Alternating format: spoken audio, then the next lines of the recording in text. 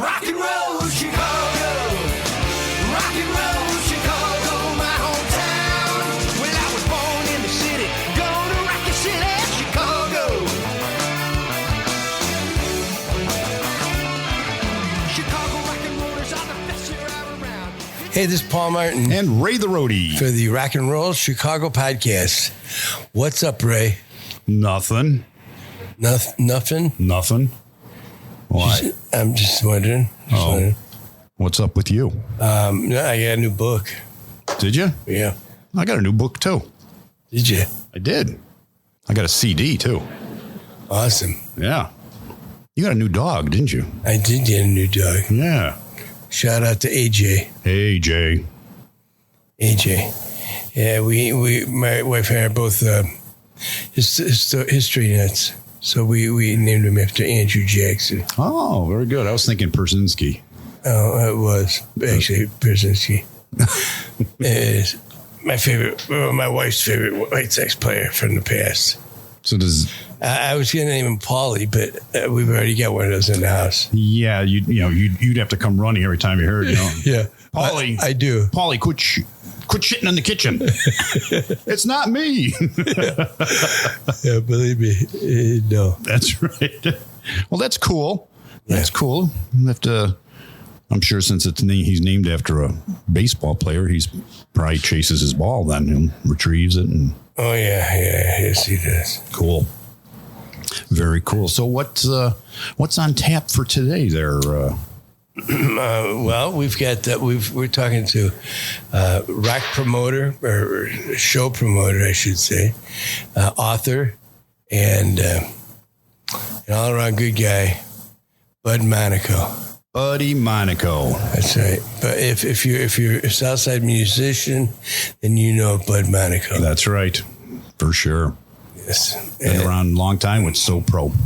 Yes, he's president and founder of SoPro Music, and he's a record producer. He's an author. He's a rock show promoter, blues show promoter. Quite diversified. Yes, he is. Yes, he's done a lot in his tenure. In 10 years? No. In more like 30 or 40 years. Oh, okay. I thought you said 10 years. No, more like 40 years. I see. At least, if not longer. I see. 50 years. Well, I'm sure he's got some stories to tell. Yes, he does. Let's get to Bud and see what he has to say. Okay. How you doing, everybody? Welcome to the show. Today we're speaking with rock promoter, producer, drummer, MC, a hockey referee, right? Hockey referee for 40 years in the Illinois Hockey Hall of Fame. I know him as Buddy. You know him as Bud Monaco. How you doing, Bud? Hey, buddy. How's it going? I'm doing great this morning. Paul and Ray, thank you for inviting me out on the show. It's a pleasure. And you guys are doing a great job out here with this. Thank you. Keep on rocking. Thank you.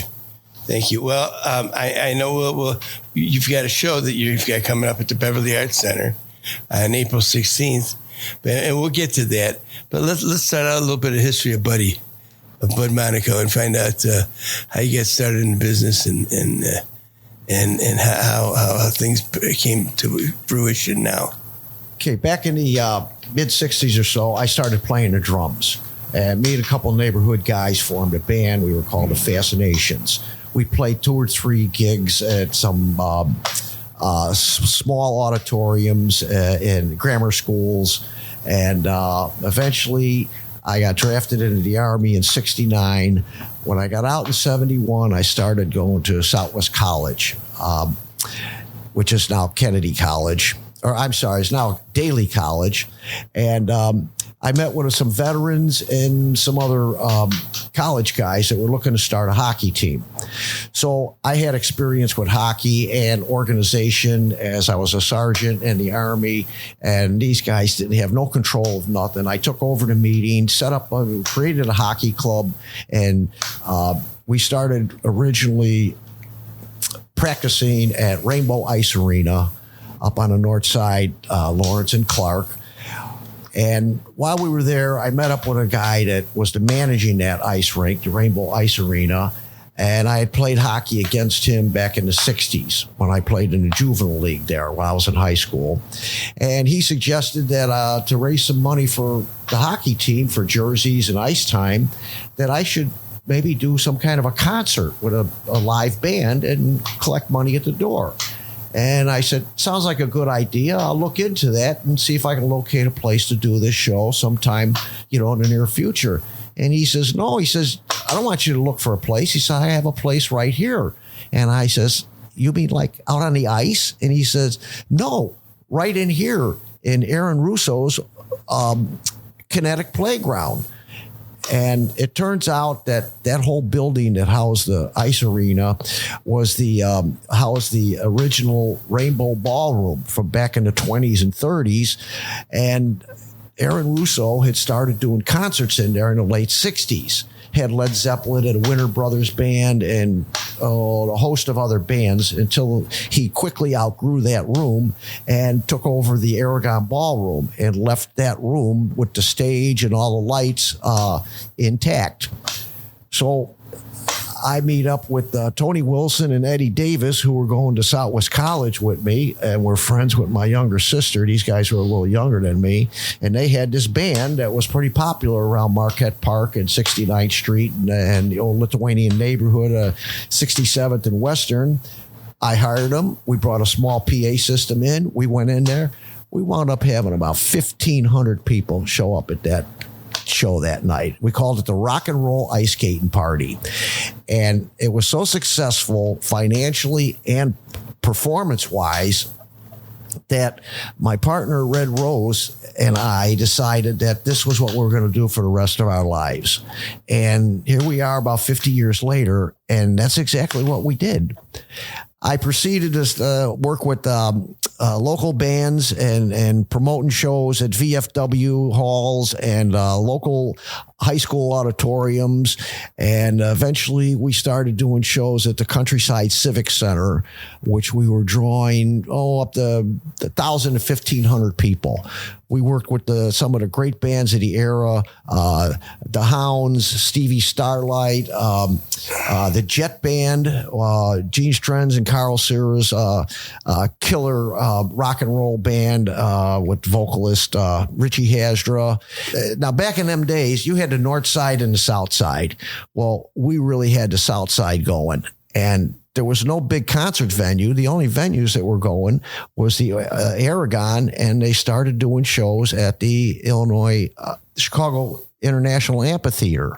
We were doing these smaller level concerts with locals, but we were really drawn. The rock and roll crowd was there to be had. You just had to get out and promote it. And eventually, with all the success we had in the mid to late 70s, some of the rock and roller guys morphed into being blues players, and we got to know some blues cats.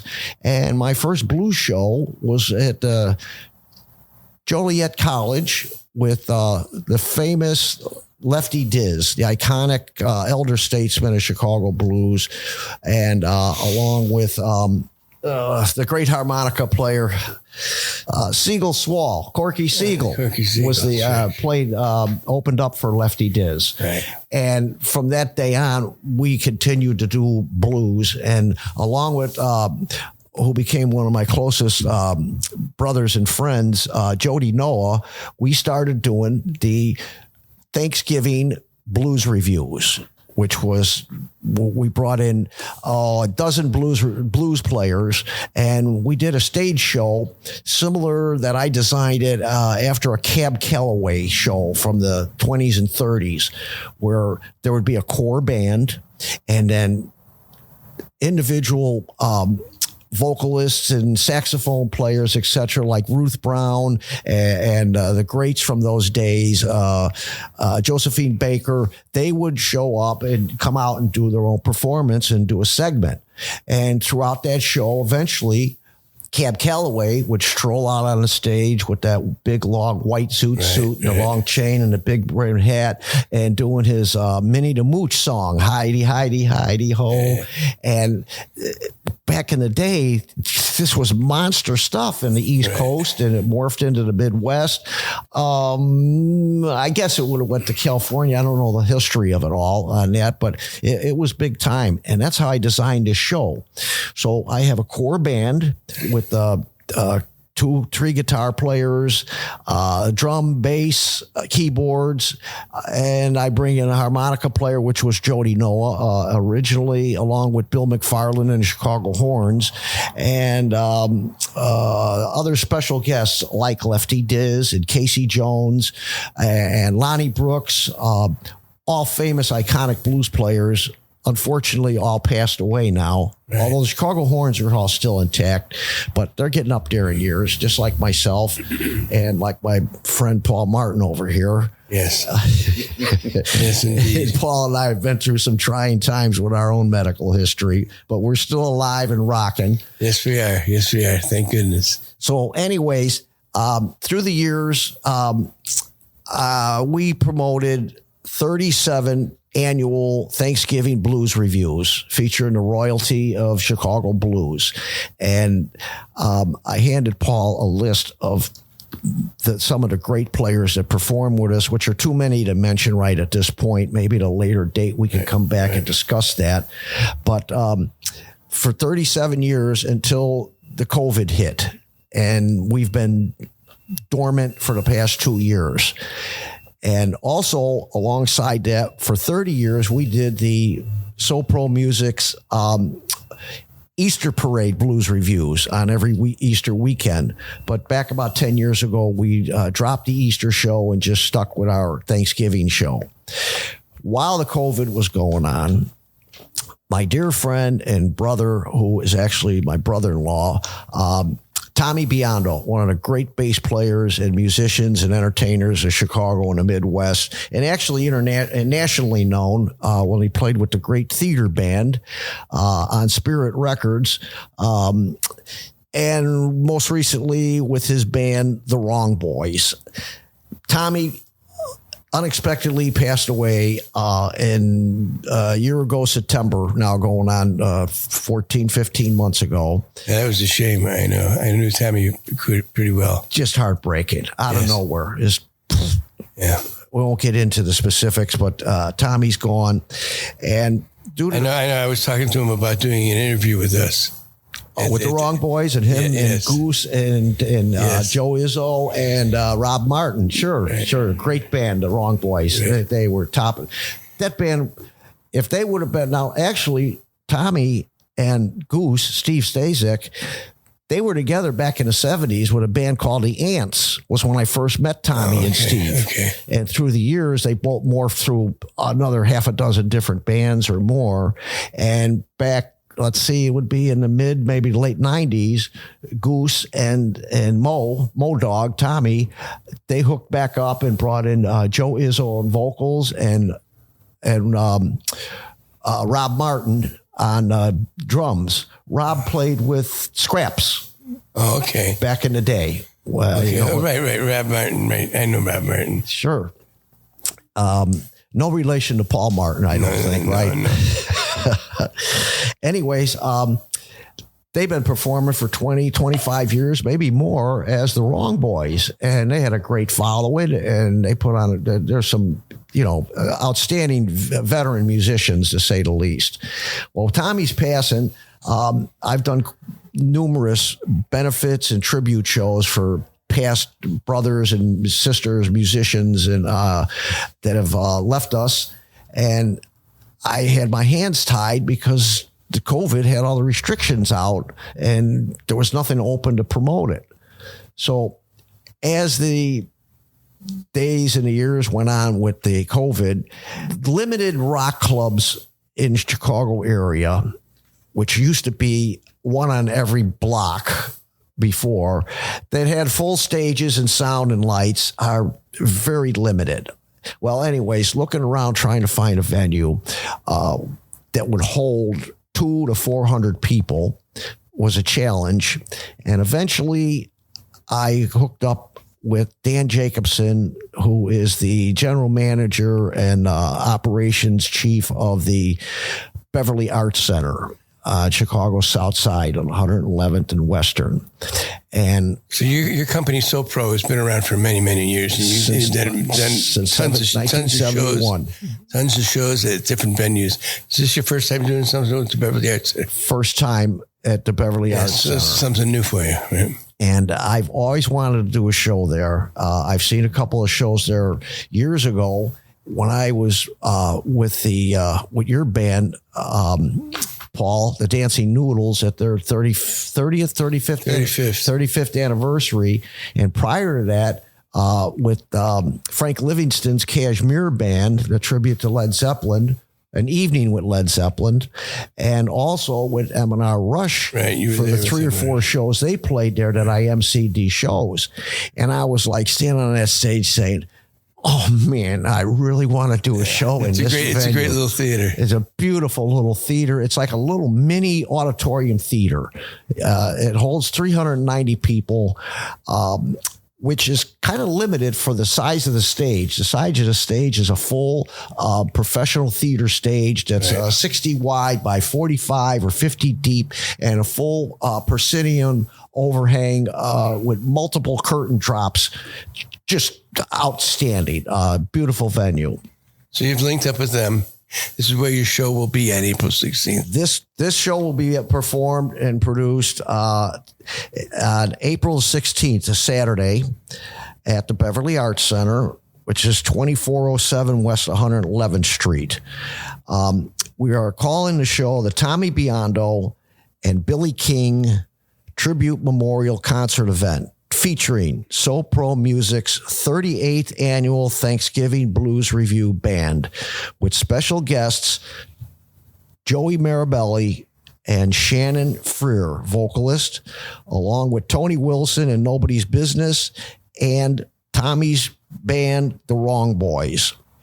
Now, I've been getting not static, but questionable people that are questioning my sanity, which is not new to me, that we are calling this the 38th Thanksgiving Blues Review, but it's on Easter weekend.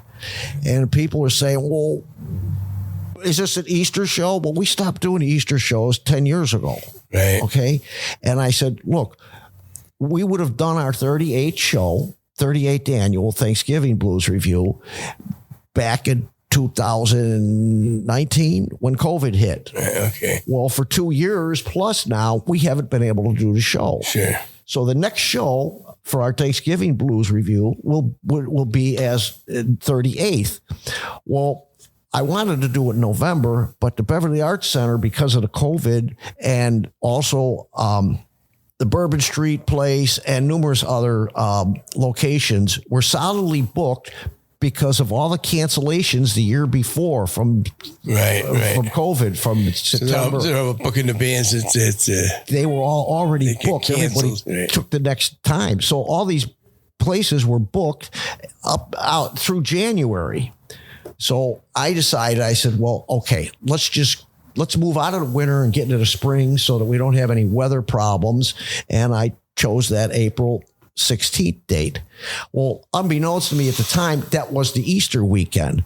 So it's not an Easter parade blues review. It's the belated 38th annual, but it's not annual because we got juked 2 years by COVID. Thanksgiving Blues Review. Now, will you do something come November? I hope to, but I don't know that we can afford to go into the Beverly Arts Center to do that. Right. Because of the expense. Right. We are my partner Red Rose and I are borrowing no expense here to pull the show off for Tommy. And I did mention, I need to go back here about it being the Billy King Tribute Memorial Show. Back in December, late December, word reached me from Billy's wife, Karen, that Billy had passed away. Billy King is one of the classic vintage, iconic blues players of Chicago. He's been around. Guitar player. Extraordinary. He's been playing on our blues review shows for the past 25 years. I met up with him back in the 90s, and I had a slot open up one of my shows. I brought him into one of our summer blues reviews, and he was a lock ever since. Great, extraordinary extremely talented blues guitarist, a crowd pleaser. He works a crowd as good as anybody from the stage. He gets the crowd into it during his segments. Were highly regarded and favored by always our sold out crowds wherever we did it. We've done this show in about 20 different nightclubs and venues throughout all these years. It was a tragic loss, and we didn't know that Billy was sick, but he had been sick for a while. Well, I got this Tommy tribute going, okay? And here's my other brother and friend and music partner, Billy, who passes away, and I got this giant show going. It's not a benefit. It's a tribute memorial show. And I says, well, we'll call it the Tommy Biondo and Billy King Memorial Tribute Show. I couldn't, I didn't want to have to do another show for Billy. You have to do a salute to both of them. So I added I added Billy to our show. And I had a medical situation back in December that I told my 55-decade-long partner, my graphic artist who designs all my book covers and my promo and artwork and tickets, Boris Bowden, that I says, listen, by the way, if I don't make it out of that operating room, you be sure to add my name to Tommy and Billy. I says, and the show must go on. And everybody got a kick out of that. And Boris says, you moron, you don't talk like that. You'll be just fine. Well, I am just fine. And the show will go on April the 16th. Now, without your name on it, right? Well, without your without my name on it. As a memorial. Right. My presence will be known. But SoPro name is on it. The SoPro presents in concert, of course, as I mentioned, the Tommy Biondo, Billy King Tribute Memorial Concert event featuring the SoPro Blues Review Band.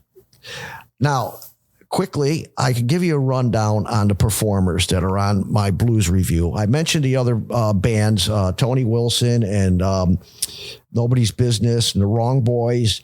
My dear friend Bobby Dunn was supposed to do the opening scene with my sister's granddaughter, Shannon Freer. But unfortunately, Bobby has some medical situations, medical malfunctions that are preventing him from playing on the show. So my dear friend and my producer of my own personal music projects, Joey Marabelli, will perform an acoustic song with Shannon Freer to open the show. Now, the performers, the Blues Review performers that are playing on this show are some of the royalty of Chicago blues, featuring Joey Drada on guitar and vocals, John Falstrom, bass player, Grant Niebergall, drums. Grant was Billy King's drummer, by the way. Frank Anastas on guitar and vocals, Harry Zerbis on keyboards, along with Wolfman, Greg Schlettner on keyboards, Doug Lee, the Detroit harmonica man, harmonica and vocals, along with his Doug Lee's Family Blues Band featuring Eddie Neese on guitar and the iconic present godfather of Chicago blues, the veteran blues king of bass, Robert Stroger. Also, Mike McEwen on bass, Rob Davis on drums, Bill Shackford on keyboards, and another iconic elder statesman of Chicago blues, the great Chainsaw DuPont on guitar, along with two SoPro music recording artists that we've been recording together for 40 years now, France Marie and Victoria Tellerico, the two golden songbirds on vocals. Now, also, which will be performing throughout the Blues Review, will be the great and iconic and national and somewhat internationally known Bill McFarland and the Chicago Horns, also SoPro Records recording artists. Bill McFarland on trombone, Kenny Anderson on a trumpet, Hank Ford on saxophone, and Tony Ferraro on saxophone. Paul. Yes. Ray. jump in here and give me a break. I told these guys before, I said, I hope they got a lot of tape and a lot of time because we could carry this conversation about So Pro music that covers 50 years of Chicago rock and roll, blues, and jazz. And we could talk about this till Thursday, and that would just be the first 5 chapters. Well, tell us a little bit about, we understand you're an author. And you've got a couple of books out. Back in somewhere around 2012, I kind of laid back off the music business, which my partner Red Rose and I were doing 24/7, 365. We were living the dream. Okay. Well, it got to a point as we got aged, and we got older that, well, being on a rock club floor, just like you, Paul, the Dancing Noodles used to play 3 or 4 dates a week, which is now maybe 2 or 3 days a month, if that much. Right. Okay. It just gets to be as we get older, we can still perform and produce and promote, but we can't do it 7 days a week. Right. Okay. Hanging out in the clubs and drinking and partying. I know that. So anyways, we kind of kicked back and what we call ourselves semi-retired. But how's Red, by the way? Red's doing fine. He's had a few medical issues like yourself and myself, but he's healthy, well, and still hanging in there, rocking and rolling. That's good. But tell Red we said hello. I will tell him that. I get him to tune into this, your podcast here when you eventually. I started writing. I've been a writer. I've written a lot of music, a lot of lyrics through the years, with my military music dedications, which were honoring the American veterans and present day warriors, from World War II through Korea, Vietnam, and the present, Iraq, Afghanistan wars. I've written a lot other of material, songs, and I started a couple of books years ago, but being on a rock club floor all the time, I just didn't have the time to deal with it. Sure. So back in somewhere around 2010 or so, 12, I wrote my first book, which was a 700-page biography of my 2 years in the Army, which my overseas tour covered. I spent in Panama in the Canal Zone. And it's very interesting about Army history and basic and advanced infantry training and all the Army stuff and all the events that took place in Panama, which some of them people are still saying, I can't believe you guys did this. Do you actually did that or you did this? I said, it's all true. Okay. No holds were barred and I didn't make anything up. So after that, I got this writing thing going. Okay. I figured out how to, structure a book and structure writing. And my next book was called Riding Easy, A Rediscovery of America, which was a similar parallel storyline to Easy Rider with Dennis Hopper and Peter Fonda. Sure. And now I got the groove. Okay, I got this writing thing down pretty good. And I wrote some good story there and Riding Easy. And I wrote my next book, which was called Tone King, which actually I started writing that back in the late 70s, 80s. I started taking notes and writing about the music business. And the Tone King story takes a young guitar player named Jimmy Shreds, who forms his band, the Full Shred, Jimmy Shreds and the Full Shred Band, from the depths of the basement and garage, the basement depths to the garage, startup of a band who eventually become the biggest, most famous, and richest rock stars on the planet. And there's a couple special twists in there that I won't give up right now, because when people have read it, they go, where did you come up with this? Yeah. How did you tie this in with rock and roll? Well, read the book and you'll see how the parallel, how it was created. Okay. Right. It's a great storyline. And it's the life. So it's fiction. It's fiction. It's fiction based on real life. Okay. The real life is my own life in the music business, as well as yourself and as well as Ray. Okay. the trials and tribulations of climbing out of the basement and getting into the small clubs and VFW halls and stuff, and then into the nightclubs, and then into the concert stage, and then record deals and photographs and record labels and merchandising and national and world tours. It just exploded.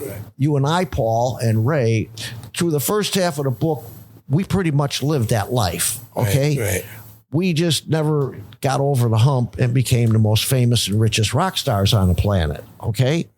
But we had a great time doing it. And we had no regrets about our careers. We gave it our best shot. Okay. The record labels didn't want to hear those few originals that the Dancing Noodles did.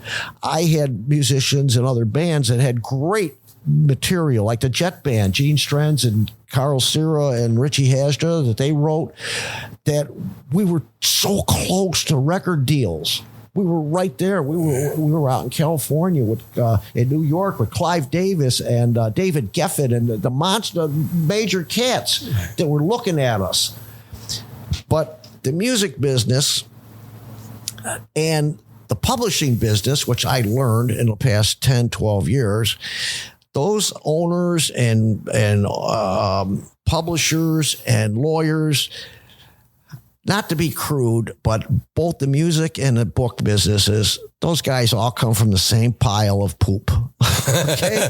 They are not nice people. And if you don't know them or have the money to run with them. Tell us how you really feel, bud. And, I'm sorry, Clive, if I offended you. You were a good one, though, Clive. Some of the other guys in your business were not so pleasant to deal with.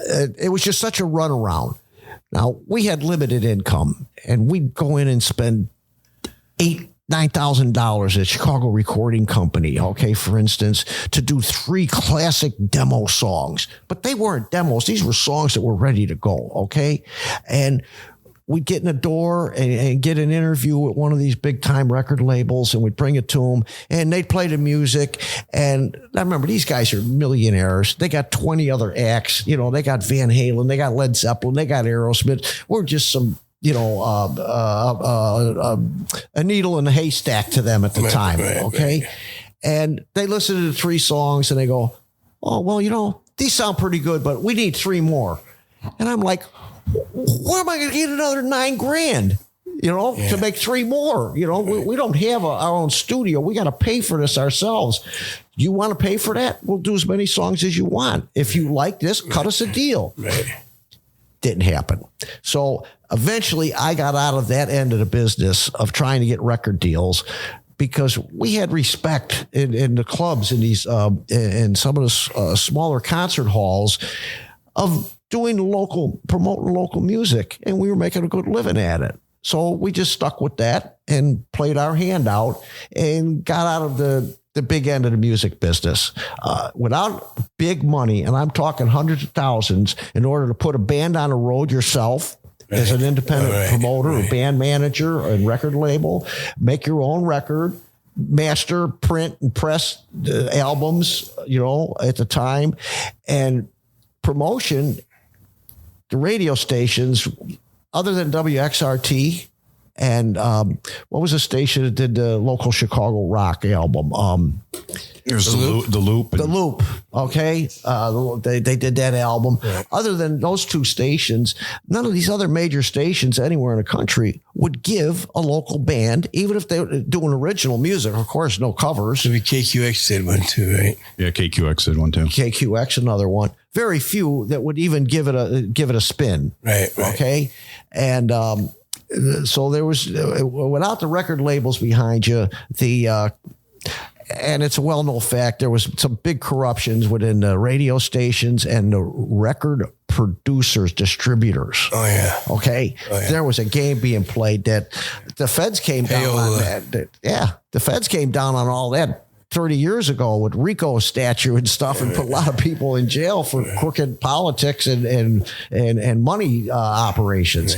Anyways, we had a successful career. My partner Red and I, and all the great bands that we worked with, counting you and your crew with the Dancing Noodles, Paul. With M&R Rush. So anyways, after Tone King, I got off the the track of that kind of novel, and I wrote a military novel called Eternally Mortal Soldier, which the title tells you that I had an immortal soldier who fought in 6 wars: the Revolutionary War, the Civil War, World War I, World War II, Korea, and Vietnam. Any readers, I'm not giving the whole story away, but any readers that just read the title will know that my main character, Sergeant Duncan Cloverhill, is an immortal, as we've seen on TV programs, The Highlander, and programs of such, where this guy gets killed and he shows up 100 years later or 10 years later in a different place, and he's still alive. Well, the same thing happens with Sergeant Duncan Cloverhill. Some of the people that read it said, "Where do you come up with this stuff?" He says, "Well, it's fiction, but the battles and the times and the eras and all the intricacies of the story are all real. It's just fictional that this guy's going to fight in 6 wars over 200 years." So, then I got into writing some short stories. My first short story book was called 6, with 6 short stories. And my latest one was called 6 More, with 6 more short stories. I'm presently working on 6 plus. And I'm having a great time writing it. I spend my mornings and sometimes afternoons writing, and the rest of the day watching reruns of NCIS and Castle. And then late night, the network TVs. So you're not slowing down at all? No, I'm not slowing down. And this show, this upcoming Tommy Biondo and Billy King tribute memorial concert, I've really got wrapped up into, putting a big show together again, which I had done, a couple times a month, bigger shows, of course. And there was a time that, like at Harlow's and Haywire's, the nightclubs, throughout 1 month, we had like 10, 12 bands playing throughout the 30-day period that we were handling and working with, and not actually booking, but more so promoting than booking, but we handled all the booking direct. We rarely went through booking agents, because early on, the booking agents are from that same pile that the book publishers and the music industry guys are from. Yeah. But I do got to say, and I'll mention this if Casey's listening, Joey DeMarco was one of the few guys that wasn't one of those guys from that pile. He was a true rock and roller. He was a great bass player, played in half a dozen great bands for 25, 30 Risk. And he did that Led Zeppelin tribute, Presence, I think it was called, and a couple other bands. Joey's name has been mentioned quite a few times in this podcast. Great. Good friend, good brother, always right on. Never had a problem with him over percentages of booking fees and club dates. Spot on guy. But I believe Joey's retired now. I worked with Joey numerous times at some venues that he was an exclusive booking agent. And with him, I had no problem going to him and giving him his kickback. But other joints that had an exclusive booking agent, I went right to the owner. I said, "Here's the deal. I'll come in here and I'll put 300 people in your nightclub, but I'm not going through that booking agent. I deal with you direct. You don't have to pay me nothing. I'll collect at the door. Win, lose, or draw, it doesn't cost you anything." And I never had to shell out an extra dime. Always turned out a decent profit. Because you push your shows, you promote them. You got to promote them. You can't just, bands would just go in and get hired, and they didn't do nothing. We did promo. We printed up these posters here and mailing cards. I had a mailing list. And nowadays, of course, we had the internet and the Facebook thing. I have to say I have at least 25 or 30 people, including musicians and other friends and family, that have posted this show on their Facebook pages. So, we're covering, thousands of people. I only wish that with my mailing list and So Pro press release email, that 1,000 of those people would be standing out in front waiting to get in after the first 400 tickets are sold. They were sold out. And then I would go outside and say, "Okay, folks, we're going to do another show tomorrow night. Step up and buy some tickets. We'll get you in." But anyways, We're looking for a big success on this show on Saturday, April 16th at the Beverly Arts Center. And this is one of the premier venues in Chicagoland. I'm just very honored to have the ability to do a show in here, which I've been looking to do for years. Also, to be in the presence of all these great musicians that I've been working with of over 5 decades. Of course, Red and I, we could promote a dog show. Well, I guess that's pushing it because dog shows are pretty popular these days. But we could promote a band. We could promote a concert. But it's the musicians that make the performance. Right. Without the players like yourself, Paul, and the rest of the Noodles with Terry and Brian and Jimmy Hood and your horn section. Eddie Kammer. Ed Kammer. And Eddie Kammer. You guys are legendary. And all these players here have made careers out of their music, but never got rich enough to retire on their careers and all have worked jobs and raised families. But everybody says, well, that guy is really good. How come he never made it? Well, all of these players that I mentioned, including yourself and the rest of your band, along with Tony's and the Kashmir Band with Frankie Livingston and his crew, they are as good as anybody. Now, people argue the point that, well, they ain't as good as Jimmy Page or Brian May or Eric Clapton or Freddie Mercury. Well, actually, if you know the music like you do, Ray and Paul and myself, you can hear that what Joey Drada or Doug Lee or Robert Stroger, well, he's pretty famous to tell you the truth, other than the rest of them, or Gene Strenz, or any, these guys are as good as those players. Sure. They just didn't get the break. Right. They weren't in the right place at the right time, and they didn't have money behind them. Right. Some guys didn't need money. They just got the break. Other guys that had money behind them, with a manager that had a disposable income that he could spread money out on these bands, they got breaks. There's tens, hundreds of thousands of musicians compared to the few thousand that make it. Right. So it's just a matter of not getting the break. Back to my point, getting back on point. These musicians that I've been working with, without them, these shows wouldn't be possible. It's their extraordinary performances and musicmanship and quality of showmanship that sell this show out for the past 38 years. Okay. And my heart goes out to them. Red and I, we love all these players. We thank them for being part. I say our show, but it's our show, them included. It's all of our show, because without us promoting, without them performing, there would be no show. Right. That's my story, and I'm sticking to it. Very good. Very good. Well, I understand you got another project you're working on too, right? You're working on now. You talking to Frank Sinatra that I mentioned? Yes. Okay. I started working on a project as on a whim. One night after It wasn't on a dare, right?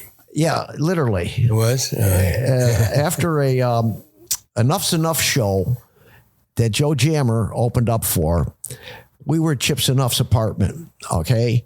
Now, Chip and Jammer, they didn't know each other. Okay. Jammer's was long gone in England and traveling the world, and Chip was on his own spaceship. Okay.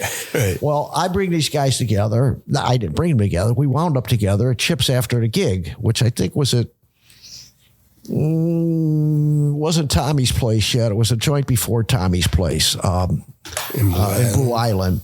And if any of you folks out there know Joe Jammer or Chip's Enough, you know that if either one of them, let alone both of them, are in the same room, don't even try to get involved in a conversation, because you're not going to get a word in. Right. These two guys are incredible conversationalists, as they'll call it. Well, they start talking about, well, I played with this guy. I played over there. I was in North Africa. I was in Hawaii. We played up over in Japan. You know, it was just this machine gun conversation between these two guys. And one of them says to the other, you know what? we should do something together. We should record a song together. And I'm sitting there, and both of them turn and look at me. And I says, oh, of course, look at me, because neither one of you's got a pot to pee in or a dime to spend in a recording studio. You're going to look at me and my partner, Red, to come in and finance a recording session. And they both looked at each other. They went, yeah. Anyways, I said, okay, let's put something together. Took some suggestions from them, not that particular night because we were too blasted and too whacked out. And this is like 4 or 5 o'clock in the morning, folks. And I'm not ashamed to say we were loaded. Let me tell you, we had it on. We had it going on. So through the next couple of weeks, I said, you guys give me some suggestions on the songs you want to do. Well, they come up with some bizarre songs. I think one of them, Chip said something about, well, we should do an ABBA song. And I said, ABBA? I said, what does ABBA have to do with Enough's Enough or Joe Jammer's music or Soul Pro, the rock and roll we do? I said, they're, and he looked, he goes, well, I think it'd be cool. I said, okay, you're out of the choice making. And then Jammer, I forget what he come up with, some other bizarre thing. I don't know, some English band that nobody ever heard of that he knew when he was living over there. Right. And I said, okay, that's it. I'm going to spend my dough on this. I'm going to pick the song. I always had a thing for Bobby Darin and Frank Sinatra's Mac the Knife. Mac the Knife. Okay. Right. So I said, let's just go in and let's do a version. We're going to keep it in the same frame as Bobby and Frank did. Okay. We're not going to change it around. We're not going to rearrange it. We'll just play it pretty straight as they did, except in our new modern age with the new technology, it's going to have a little more boom to it, a little more guitar, a little more drum hit, And these two guys went in there, along with Jerry Frank on drums and Chip on bass, Jammer on guitar. Chip's vocalist, Donnie V, played piano, and it just turned out great. The rhythm track. And then we brought Perry Danos, the great Perry Danos, in to do the lead vocal. Right. Because if anybody is going to get close to Frank Sinatra, Perry can't. This is Perry Danos. Perry does a Frank Sinatra thing with a piano player in Nashville these days. Does he? He plays on the riverboats down there and all the high-end hotels, and him and this guy do a duo. He also has his rock and roll band that he does too. But Perry could have been the next Michael Bublé, okay?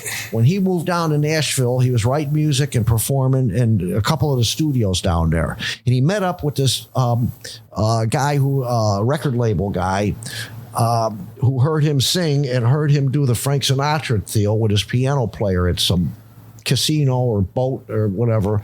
And the guy offered him a deal to come in and make a jazz album, a big band jazz album. More a big band swing than jazz. Right. And this guy put a band around Perry of all these great Nashville jazz cats, big band cats.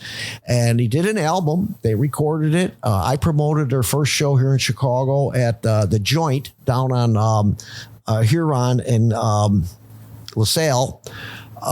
This was about 10, 12 years ago.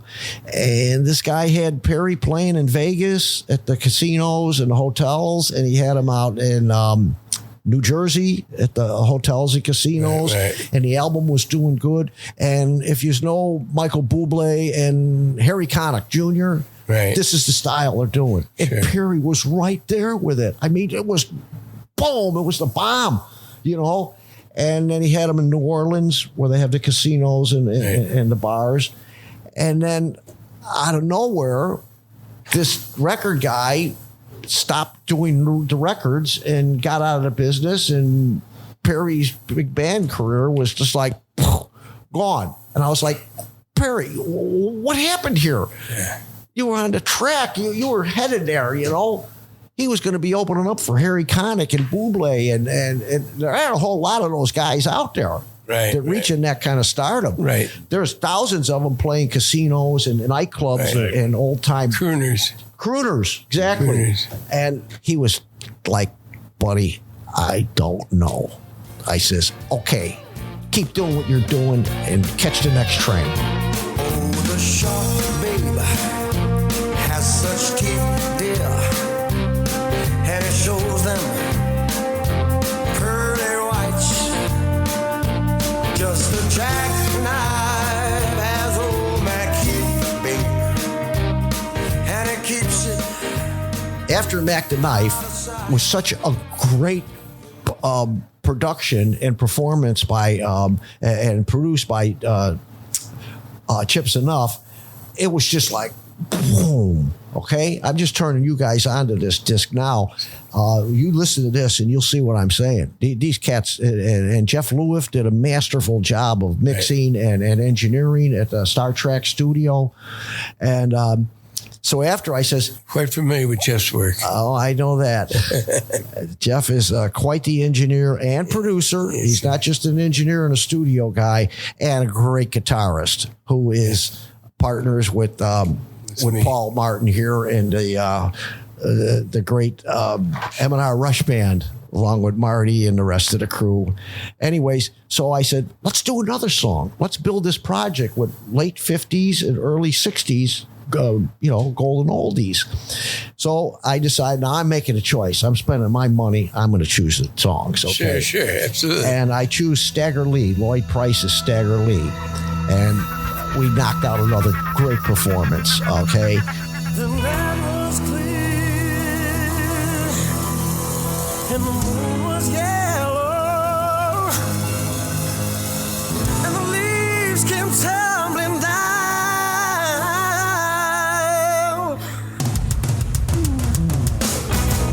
I was singing on the corner when I heard my bulldog bark. He was barking at the two men who were gambling in the And now my mind is set on getting these songs in. Now, this was a time back 25, maybe 30 years ago. This has been going on for 3 decades, piece by piece, a little side project, that I could get this onto the TV commercials, which started using music, modern music in their commercials. Sure. Okay, for every song. And I'm saying, well, man, I could get one of these songs, songs like this, Piece of Meal would fit into this. Right. And movie soundtracks. They started, of course, back in 69, Easy Rider was the first to really use modern music as a soundtrack. Right. There were individual songs in the movies in the 30s and 40s, like Casablanca. Play it again, Sam. Play it again, Sam. That's the title of the song. Songs like that were individual songs that were placed in those movies, but they weren't soundtracks. Soundtracks were generally orchestrated music more than it's the songs. So anyways, we moved on and we did Town Without Pity, Gene Pitney, but we changed that around. We took it from Gene Pitney's slow 2-2 beat, we moved it up to a jump 4-4 beat. And Frankie Capek played guitar on that one, and Perry did the vocals again, background vocals with Heather Peters. It turned out great. We kept on going. We did what I call a Be My Baby medley, which contained 6 of the old famous girl songs. And then we did a version of Peggy Sue, and we rearranged it into a reggae song called Reggae Sue. At the time, I hired Rocket Rock and Clem Julian and Raphael Merriam from the famous Gizeh reggae band. These cats are all from Martinique and West Africa, original Rastafarian cats. And they did a version of Peggy Sue as Reggae Sue with a full reggae beat, and it just turned out incredible. Then my next one was a Dion medley, featuring 3 of Dion's songs, Run Around Sue and Ruby, and 2 of his other great hits. And it turned out great with Joey Passy doing the lead vocals, and we had a great time with that. Presently, back to your original question, working on a Frank Sinatra medley. Now, people that I've mentioned this to say to me, Frank Sinatra? hardcore rock and roller for 50 years, for 60 years, actually maybe a few more, and blues guy and jazz guy, but not so much the jazz other than with the Chicago Horns, but definitely the rock and roll.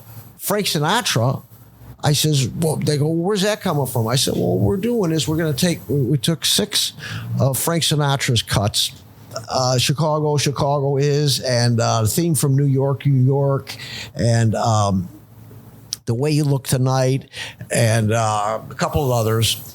We segmented them into 2.5 minute segments, and what we're doing with it is we're taking Frank's big band swing sound, and we're taking a rock and roll sound, not to coin it or put it in a category, but let's say Motley Crue, Aerosmith, Ted Nugent, hard rock and roll. And we're squeezing it together down, and we're having the rock and roll meet the big band swing in the middle. Okay. And some people looked at me and they go, you got to be kidding. It's impossible. You can't combine those two. Right. Well, Joey Mirabelli, arranger and my producer for this project, he rearranged this. I take these visions and I feed them off to these musicians like yourself or Joey or Chips Enough or Pat Doody, one of the great musicians. I said, here's my idea. Make this work musically. Right. And I give them the music and the lyrics that I want to use and an idea, and they create this music. Well, Joey Mirabelli took this, and within like 3 days, he sends me a MP3 file, and my whole vision of these 6 songs patched together in a medley, which are all about 2.5 minutes long. I was just like, there it is. Wow. And I've played this for a few people that have questioned my sanity about trying to mix Frank Sinatra with Aerosmith. And they go, I'll be damned, buddy. You actually done this. I said, well, I came up with the vision, but Joey Mirabelli made this happen. Right. And it's coming out great. We can't wait to hear it. And presently we've got a drum and a bass, John Fallstrom on the bass. And We've interviewed Jan. what a great bass player. Oh, yeah. Great. He's been on our blues review shows for 30 years now. He was one of the originals. And Tommy Salazar Jr. On drums. Tommy is a hard rock player, and you can hear his style of drumming on here, which we didn't have to, but we somewhat needed to put a harness on this wild horse drummer, to say, okay, we want rock here, but we don't need John Bonham or what's the guy? Just tame it down. Just to bring this down, but we want those hits in there. And this kid just morphed right into it. And just recently, Wednesday night, we finished keyboard tracks with Carl Mosier from your band M&R Rush. Okay. And Carl has performed on previous tracks on our Mac project, which is, I'm calling it presently a working title. And our next move is Joey Mirabelli's guitar and lead vocals. And then we'll bring in France Marie and Victoria Tellerico, along with John McFarland, your other partner in M&R Rush, to do the background vocals with Joey Mirabelli. Okay. So we got it all laid out, and the track we have so far is just incredible. So, and when I get finished with that, I'll be sure to get a copy to you guys. Sure. So let's talk about the show one more time. Okay. It's Beverly Arts Center, April 16th, coming up.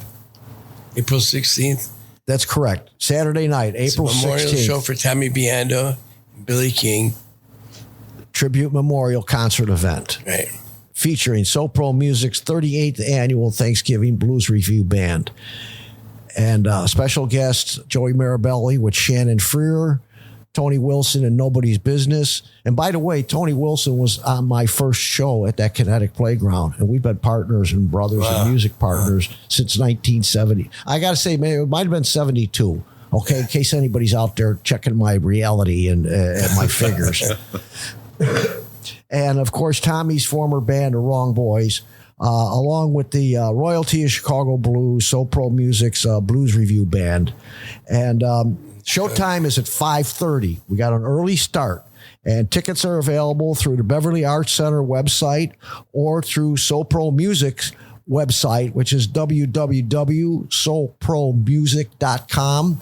And you go to the events page and follow the links, and you can pick your own tickets out, but they're moving fast. We've got a good sale of tickets already going. So be sure you get in on that and get your tickets before we're sold out. And we'll be sure to promote this on our website too, on our page. That's definitely appreciated. On our Facebook page. Like I said, I got a lot of fans out there that are doing the Facebook. A lot of musicians that are performing, and other friends and fans that are posting on the Facebook. And I actually had one of my old buddies I grew up with, who most of that crew are not rock and rollers, and he sent me a text back with the cover picture of that promo on my promo cards. And he said underneath, he says, "Is this you?" And I texted him back. I said, "Of course it's me." Yeah. I said, "Who else would it be with my So Pro Music logo on there? You know any other buddy that has the name of So Pro Music?" And he writes back, he says, "Way to go, bro." Anyways, we hope to see all you folks out there. And I want to thank Ray the Roadie and Paul Martin here for having me on their podcast, Rock and Roll Chicago podcast. Right. Two outstanding brothers. Love you guys. Thanks for having me. And look forward to being back, and we'll talk more about some of the other So Pro and Bud Monaco. Sounds good. Operations. All righty. Thanks a lot, buddy. Thanks for joining us. So that was Bud Monaco.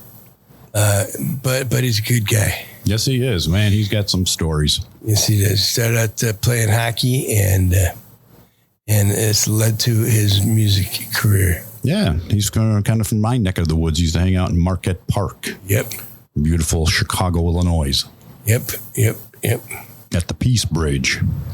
Those of you from the area would know what the Peace Bridge is. I don't know what Peace Bridge is. What's Peace Bridge? It was a bridge over the lagoon. It had peace signs on it. And that's where people hung out. All the hippie people. Oh, okay. Yeah, I went by there. I didn't hang out there. No. I wasn't a hippie. No? No. You are now, though. I am now. I have converted. Yes. You tell you got your hair. Yeah, well, I got my it's hippie hair. And I got my Nehru jacket on today. Yes.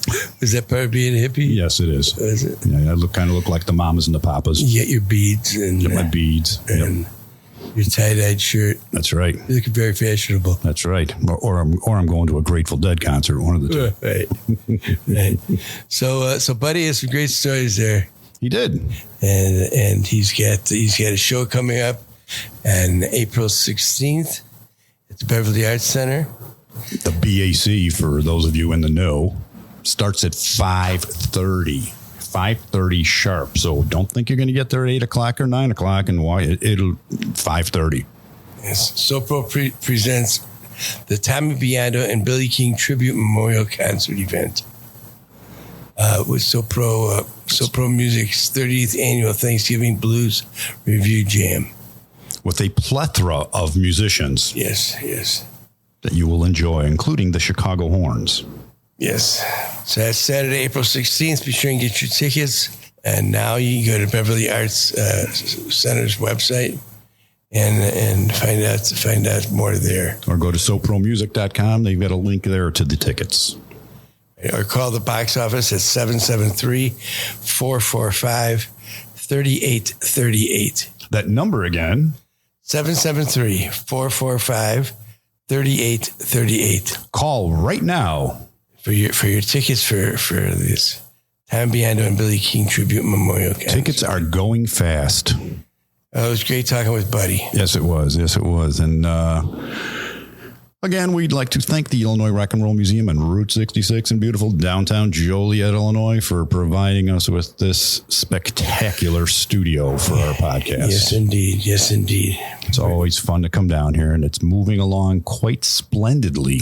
Yes, it is. Yes, they're hanging drywall today as we speak. That's right. Pretty soon, you'll be able to come and visit the museum and maybe even catch Paulie and I in the studio doing a podcast with some famous Chicago musician. That's right. Very good. And you can wave to us, and we probably won't wave back because we're too cool for that.